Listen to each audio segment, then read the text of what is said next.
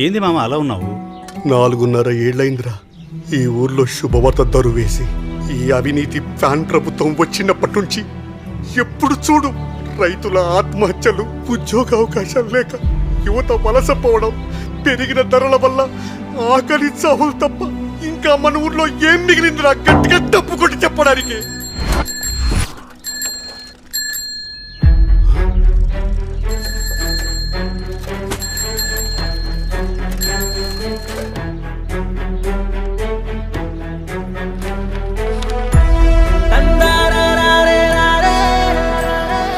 ఇప్పుడై మామా ఊరే కాదు రాష్ట్రమంతా గంతులేసే దరువు.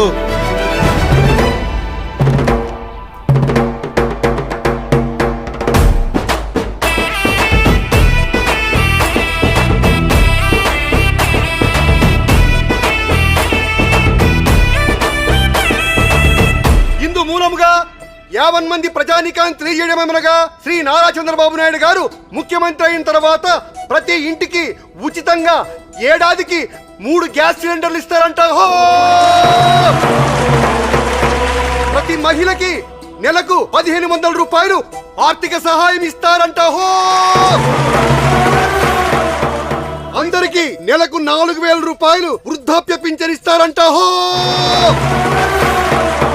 వయసుతో పరిమితం లేకుండా మహిళలందరూ ఉచితంగా బస్సులో ప్రయాణించవచ్చంట. బడికి వెళ్లే ప్రతి విద్యార్థికి ఒక్కరు కాదు, ఇద్దరు కాదు, ఇంట్లో ఎంత మంది ఉంటే అంత మందికి ఏడాదికి 15,000 రూపాయలు ఇస్తారంట. ప్రతి రైతుకు ఏటా 20,000 రూపాయలు ఆర్థిక సహాయం అంట. మన యువత కోసం 20 లక్షల ఉపాధి అవకాశాలు లేదా 3,000 రూపాయలు నిరుద్యోగ భృతి ఇస్తారంట. ఇవన్నీ మనకు కూడా రావాలంటే ఏం చెయ్యాలో అది చెప్పరా ముందు. రాబోయే ఎన్నికల్లో సైకిల్ గుర్తుకే ఓటు వేసి మన బాబును గెలిపిస్తే చాలు.